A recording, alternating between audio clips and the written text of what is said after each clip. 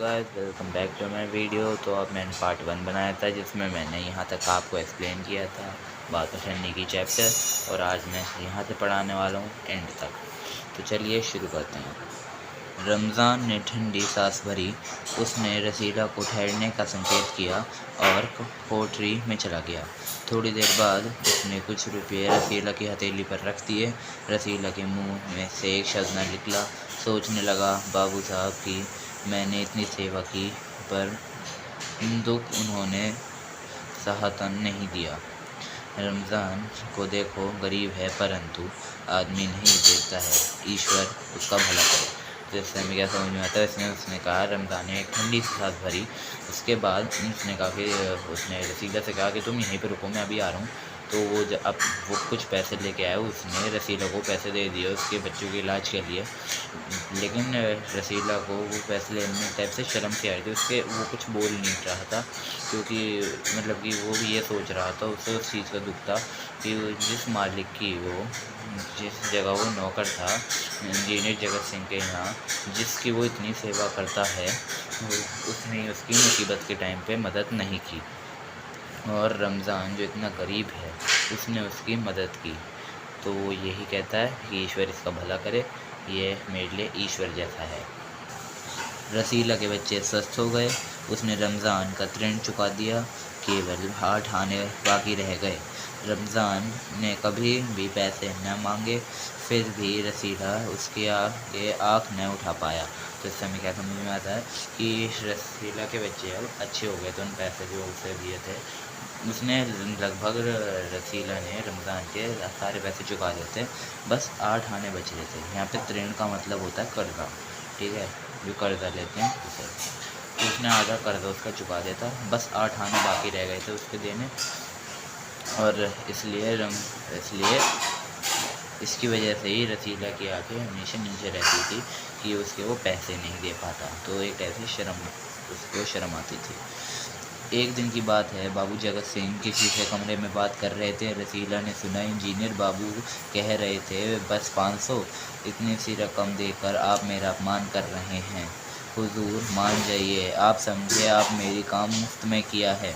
तो इसका मतलब ये है कि एक दिन जो बाबू जगत सिंह के यहाँ है, वहाँ पे कमरे में 2 लोग बात कर रहे थे, उसके साथ एक और था। तो रसीला ने उनकी बात सुनी। तो रसीला ने सुना कि इंजीनियर बाबू कह रहे हैं कि वो एक बस 500, मतलब कि वो ये कह रहा था बस 500, आप मेरे को इतने कम पैसे देकर मेरी बेइज्जती कर रहे हैं। तो उससे क्या समझ में आता है कि वो रिश्वत की बात कर रहे थे। इस पैराग्राफ में ये लिखा है, रसीला समझ गया कि भीतर रिश्वत ली जा रही है। सोचने लगा, रुपये कमाने का यही आसान तरीका है। मैं सारे दिन मजदूरी करता हूँ, तब महीने भर बाद 10 रुपये हाथ आते हैं। वह बाहर आया और रमज़ान को सारी बात सुना दी। रमज़ान बोला, बस इतनी सी बात, हमारे शेख साहब तो उसके भी गुरु हैं, आज भी एक शिकार फंसा है, 1000 से कम न तय होगा।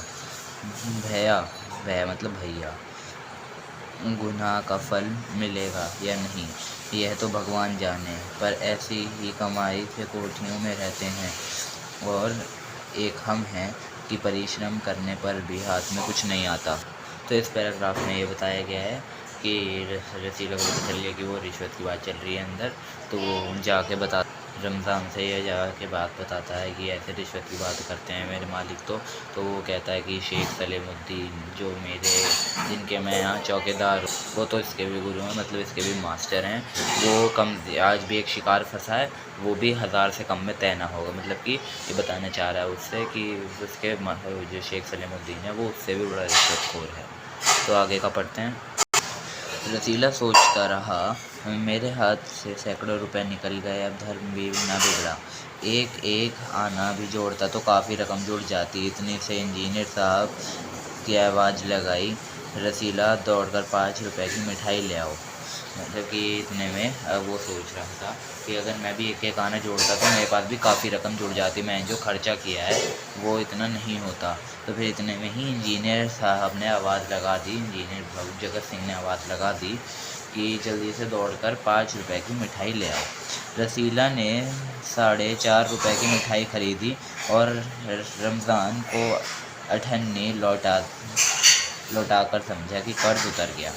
अब रसीला ने थोड़ी सी क्लेवरनेस दिखाई और 4.5 रुपए की मिठाई खरीदी, तो और उसकी मदद से उसका कर्ज भी उतर गया। ठीक है, तो हम क्या कहते हैं, 8 आने को हम कहते हैं। ठीक है, 8 आने को अठन्नी कहते हैं। ठीक है, बाबू जगत सिंह ने मिठाई देखी तो चौंक उठे, ये मिठाई 5 रुपए की है हुजूर, 5 की ही है। रसीला का रंग उड़ गया, मतलब कि घबरा गया वो। बाबू जगत सिंह समझ गए। उन्होंने रसीला से फिर पूछा। रसीला ने फिर वही दोहराया। उन्होंने रसीला के मुंह पर एक तमाचा मारा और कहा, चलो मेरे साथ जाओ जहाँ से लेकर आए हो।